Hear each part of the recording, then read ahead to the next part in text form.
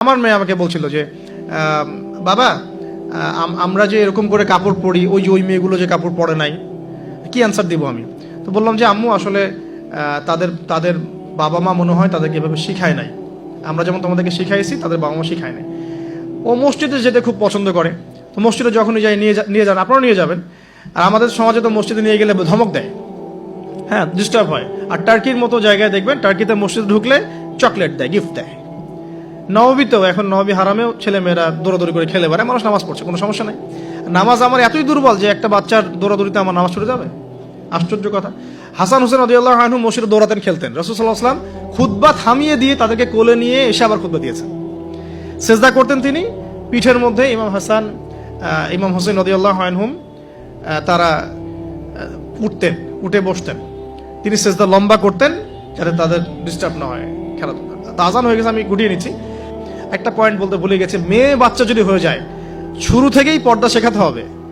বড় হয়ে পর্দা করবে এই কনসেপ্টে যায় না, ফ্রম ভেরি বিগিনিং তাকে পর্দা শেখাতে হবে এবং তার ব্যাপারে খুব বেশি সতর্ক থাকতে হবে। কারণ কাছের মানুষদেরকে দিয়েই মেয়েরা কিন্তু এখন সেক্সুয়াল হ্যারাসমেন্টের শিকার হচ্ছে, চাচার দ্বারা হচ্ছে, কাজিনের দ্বারা হচ্ছে, মামা দুলা ভাই ইত্যাদির দ্বারা হচ্ছে। সো এগুলো বাসার মধ্যে অ্যালাউ করবেন না। আমি তো বলি যে মেয়ে বাচ্চাকে কার কোলে তুলে দিচ্ছেন সেটা তো সতর্ক থাকতে হবে। কার কোলে বাচ্চাকে তুলে দিচ্ছে? কারণ ম্যাক্সিমাম মানুষই তো পর্নোগ্রাফিতে আসক্ত না এখন। ওর কাছে তো বাচ্চা কিছুই না, বাচ্চা মানে ওর কাছে একটা বস্তু, ও তো বাচ্চাকে পেলে রেপ করে রেখে দিবে একেবারে। এটা হচ্ছে না অ্যাভেলেবল এখন। সো বাচ্চা মেয়েদের ক্ষেত্রে আরো বেশি সতর্ক থাকতে হবে। প্রয়োজনে মহিলাদের স্বতন্ত্র মাদ্রাসা গড়ে তুলে সেখানে আপনার মেয়েকে পড়াশোনা করান এবং আপনার স্ত্রীকে সেই মাদ্রাসায় দায়িত্ব দেন। আপনার স্ত্রীকে সেখানে কাজে ইনভলভ করেন যেন সে মনিটর করতে পারে। আর সিসি ক্যামেরার কোনো বিকল্প নাই, থাকতেই হবে। এখন এই যুগ চলছে আর কি, সিসি ক্যামেরার কোনো বিকল্প নাই, রাখতে হচ্ছে। ঠিক আছে? তো বাসায় কাদেরকে এক্সেস দিচ্ছেন, কাকে দিচ্ছেন না, পুরো বিষয়গুলো ঠান্ডা মাথায় ডিল করে আপনাকে আগাতে হবে। মেয়ে বাচ্চার ক্ষেত্রে অতিরিক্ত সতর্কতার কথা আমি বলছি আর কি। আর ছেলে বাচ্চার ক্ষেত্রে সতর্ক থাকবো কেন? বাইরের পরিবেশ তো আর আমার বাড়ির মতো না। বাইরের পরিবেশে গিয়ে যখন দেখবে যে মিথ্যা বলে কিছু আছে, প্রতারণা বলে কিছু আছে, ওকে কেউ ধমক দিচ্ছে, কেউ তাকে সেক্সুয়ালি টাচ করছে, ব্যাড টাচ গুড টাচ, ও বোঝার ক্ষমতা কিন্তু ওরা আছে কোনটা ব্যাড টাচ কোনটা গুড টাচ। এখন ও তো ভিতর থেকে ডিস্ট্রয়েড হয়ে যাবে। তখন কি হবে? এখানে সলিউশনটা কি হতে পারে? আপনাকে অ্যাজ এ ফ্রেন্ড জগৎটা তাকে বুঝাতে হবে যে বাবা মা আসলে জগতে ভালো মানুষও আছে, পচা মানুষও কিন্তু আছে।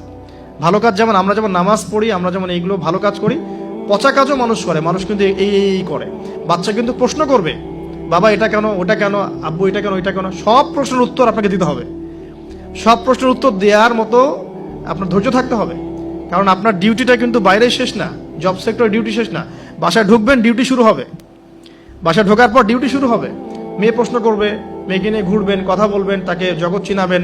যে প্রিয় ভাইরা, বাসার এনভায়রনমেন্টটা ঠিক করতে হবে। পাশাপাশি বাইরে যখন আমি পড়াবো, আমাকে পড়ার উপযুক্ত এনভায়রনমেন্ট দিতে হবে। জগতের যে মানে অপারগতা, অসারতাগুলো আছে, মিথ্যা, প্রতারণা, হাবিজাবি, বেপরদামি, এগুলো ওদের সাথে ডিসকাস করে অ্যাজ এ ফ্রেন্ড আপনাকে এগুলো উত্তর দিতে হবে। তারপরে সে কৈশোরে গেলে ইনশাল্লাহ বিভ্রান্ত হবে না। তাকে ফিজিক্যালি শেষ করে দিয়ে 2 মিনিট তাকে ফিজিক্যালি স্ট্রং করার চেষ্টা করবেন। তার খাবার যেন মানে নিউট্রিয়াস খাবার সে পায় সেটা ইনশিওর করবেন। তার বাসায় যেন এডিকশনে না পড়ে, স্মার্টফোন, ল্যাপটপস, এই যে এইগুলো কার্টুনস, এগুলো এডিকশনে না পড়ে খেয়াল রাখবেন। ইসলামিক এনভায়রনমেন্ট তৈরি করেন, প্রয়োজনে ইসলামিক কার্টুনস দেখান, হ্যাঁ, ইসলামিক কালচারে বড় করেন। পিতামাতার মধ্যে সম্পর্কটা যেন বৃদ্ধতার ভালোবাসার থাকে, এটা খেয়াল রাখেন। কারণ এগুলো বাচ্চা ফলো করবে যে আপনি কিভাবে আপনি ওয়াইফের সাথে কথা বলেন, কিভাবে আপনি ডিল করেন। নামাজে গেলে বাচ্চাকে নিয়ে যান, ইসলামিক কনফারেন্সগুলোতে বাচ্চাকে নিয়ে আসবেন। মানে প্রতিটা ক্ষেত্রে ওকে ইনভলভ করতে হবে আর কি। এভাবে আস্তে আস্তে যখন সে দেখবেন টিনেজে চলে গেছে, তখন সে ভালো মন্দ নিজেই বোঝা শিখবে। এরপর ইনশাআল্লাহ তাআলা দেখবেন ওই বাচ্চা ছোটবেলায় দেখবেন তার হিপস কমপ্লিট হয়ে গেছে, মাশাআল্লাহ, ভালো ইনস্টিটিউশনে পড়েছে, সে হাদিসের ইবারত পড়তে পারে, হাদিস বোঝে, বাংলা, ইংরেজি, অঙ্ক, সায়েন্স সবই বোঝে। সে কিন্তু ডিনামাইট হবে ইনশাআল্লাহ।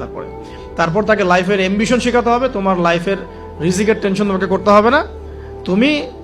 তোমাকে আল্লাহ সৃষ্টি করেছেন আল্লাহর দাসত্ব করার জন্য, আল্লাহর জমিনে তার দিন প্রতিষ্ঠার জন্য। তোমার কাজ এখন আল্লাহর জমিন, আল্লাহর দিনকে প্রচার প্রতিষ্ঠা করা। বাকি বিষয় আমরা দেখবো ইনশাআল্লাহ। এভাবে কি পিছন থেকে সাপোর্ট দেন, ইনশাআল্লাহ তাআলা দেখবেন সে এই উম্মার নেতৃত্ব দানকারী যোগ্য নেতা এবং ইমাম হিসেবেই বড় হয়ে উঠবে ইনশাআল্লাহ তাআলা। আমরা দোয়া করি, রব্বানা হাব লানা মিন আজওয়াজিনা ওয়া যুররিয়াতিনা কুররাতা আ'ইউন ওয়াজআলনা লিল মুত্তাকিনা ইমামা।